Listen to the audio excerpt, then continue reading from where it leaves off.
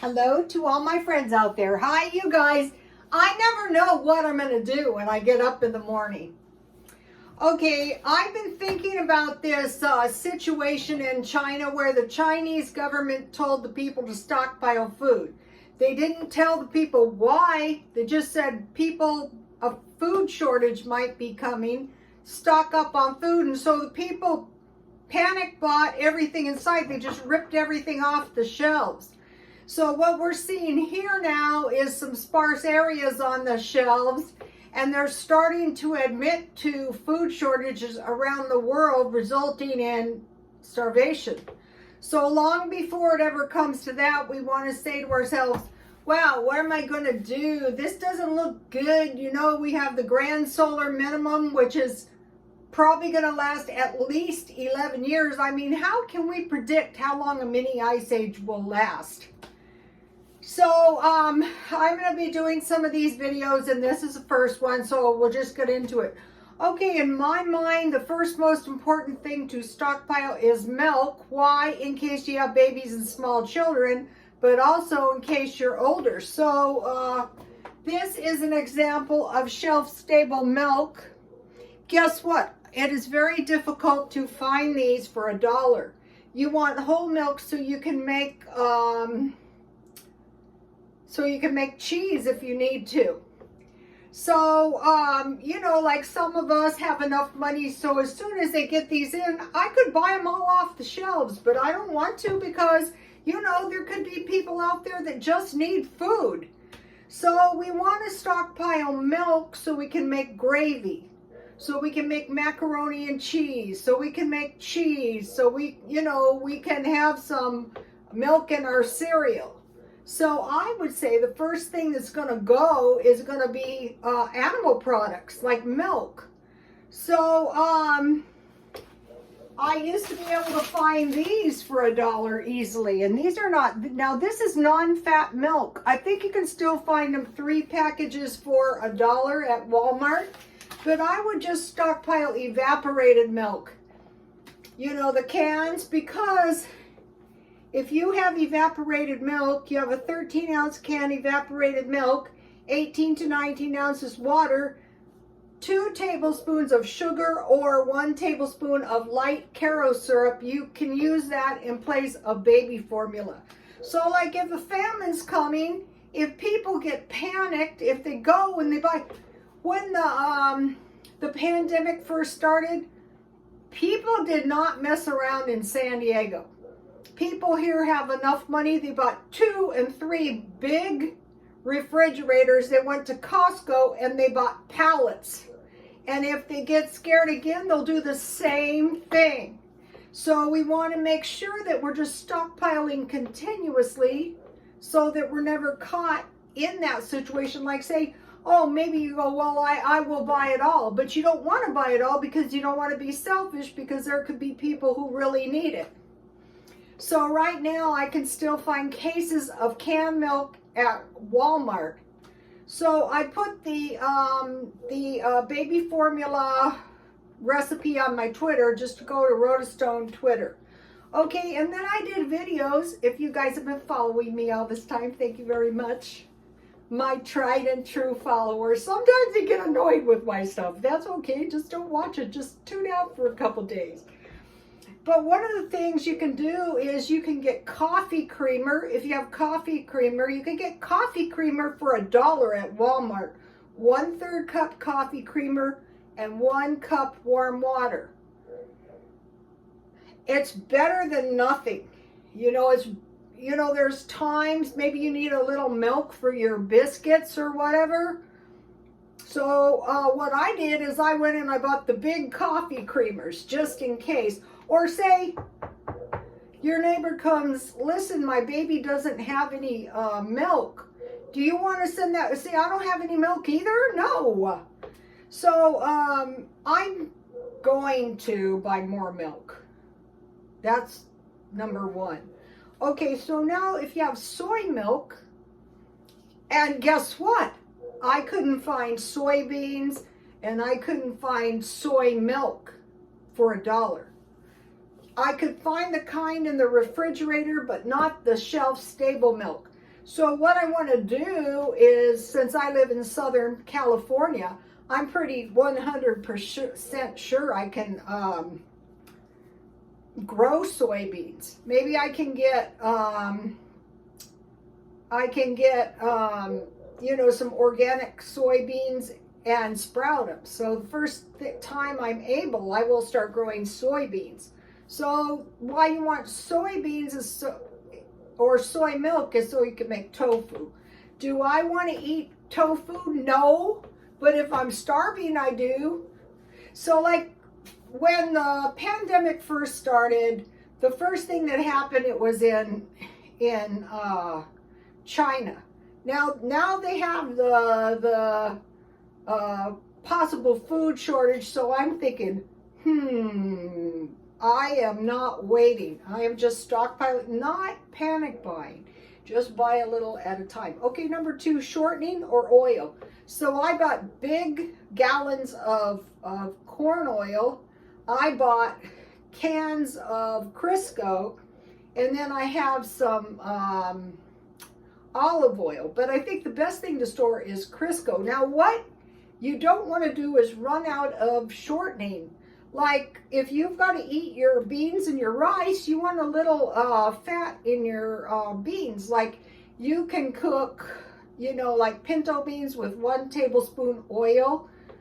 The real bean eating people use lard. Lard is cheap. But you want some kind of shortening or oil, 2 shortening.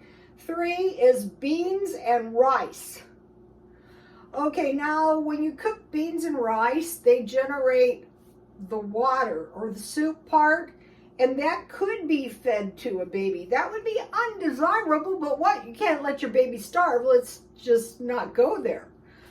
You do a search, WIC, you call 211, you go to the welfare department, you can call for 911 home help. And so you might be thinking, I don't want to do that because they're going to take my baby. Doubtful. If poverty, you know, you'll probably be able to get some help. But the best thing out here in California is called 211. Okay, so beans and rice. I mentioned to you guys that I saw a 300% increase in beans, and there wasn't that much rice. When people out here in Southern California, you know, we got the border down there. We also got a large population of Asians. When they get scared, they will clean the shelves off. So the beans went from $1 for 2 pounds to $3 for 2 pounds. So beans and rice. There was parboiled rice, but no rice. But I bought big bags. But even like a 2-pound bag is a lot of rice. Now with rice, you get rice milk. So you could drink that, or you could put it on your cereal, or it would be pretty dismal, but we're talking about famines or food shortages severe, where people start suffering serious lack. So beans and rice. Okay, number 4 is flour, sugar, salt, and yeast. Now, if you have flour and sugar and salt and yeast, if you have eggs, you can make noodles. And I bought a noodle maker at the thrift store. I roll them out. They're not easy to roll out, but they can be done, and they're very delicious. So stuff, you can make bread. During a food shortage, you don't want to be without bread. No. Number 6, oats. Oatmeal. Okay, in oatmeal, you also get oat milk. At the stores, you see them now. They sell soy milk, almond milk, oat milk, rice milk. So you're saying to yourself, well, what is rice milk? Well, it's the water that's left over in the rice. It's possible they add something like the sugar or the light corn Caro syrup. So Caro syrup is if you have a baby, you need to stockpile boxes of evaporated milk and Caro syrup just in case. And another thing is water, of course. Okay, so when the Chinese were panicked, they went for rice, flour, and cabbage. So I was thinking about cabbage, and I thought, yeah, you can make sauerkraut. You can dehydrate it. It goes forever. And so now out here, cabbage is not as cheap as it used to be. So I have down here underneath cabbage, dehydrated fruit and vegetables. Just start dehydrating your fruit and vegetables and put them in a mason jar. And then if something happens, throw a pile into your food. And then start trying to grow a garden. So I mentioned to you guys, I will grow soy, and I will let you know when I manage to do it. But in the meantime, my garden is like the Mexican garden, and this can be grown inside. Tomatoes, onions, you just take your green onions and stick them in the dirt. You know, you cut off the place where the roots is and stick the roots down, and green onions will pop up. Peppers, I have jalapenos and green peppers. Also, my garden is growing celery good out there, and squash. So what you want to do is start saving all the seeds out of your food. Maybe you're never going to need it. Let's hope not. But if you do, just save it. Okay, 8, raisins and nuts. Now in the day, they stored nuts in the seed. So I think that's the best way. The pioneers stored raisins. So if you have raisins, you're not going to be fruitless. Okay, number 9, fish and canned meat, any kind. And that is why you need the milk and the flour. So you can make a little white gravy. You just melt a little oil or bacon fat or lard. You sprinkle a little flour and you add milk, and then you add your tuna and you have some noodles. Okay, and number 10 is, and you may think, that is stupid. Who wants to eat this top ramen? The only people that want to eat this is somebody who would be starving. So during the first, I was shocked. I did that short on top ramen, and within a few hours got 1,000 views. So somebody out there is eating this stuff, but that's not the point. During the first pandemic, I saw this Asian guy, and he had the shopping cart, and the whole thing was full of top ramen. I thought, what are you going to do with that? And he goes, I'm going to give it to the homeless. And I thought to myself, you are a liar. I mean, I thought, I don't know what he's going to do with it is eat it. They panic, they buy it all. So if you have this stuff and you have 1 egg and a tablespoon of water, and you beat your egg, and you put in your top ramen with some chives, you can get by. Another thing these are good for is you can just eat the noodles like bread. So I'll be doing a few more of these, but this is the first one. So you might not have that much money. So you're going to start going to the food pantries, the food banks now, before people get panicked, and start stocking up. Don't wait until they say, oh, people, a food shortage is coming. We're going to prepare a little bit all the time.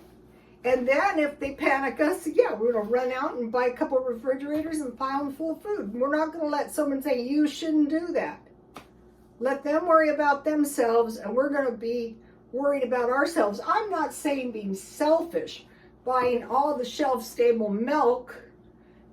You know what I'm saying? But, you know, being smart. So, okay, you guys, please like, comment, and subscribe. Oh, and if you have any good tips, leave them in the comments. Preferably, everyone's nice. God bless you all.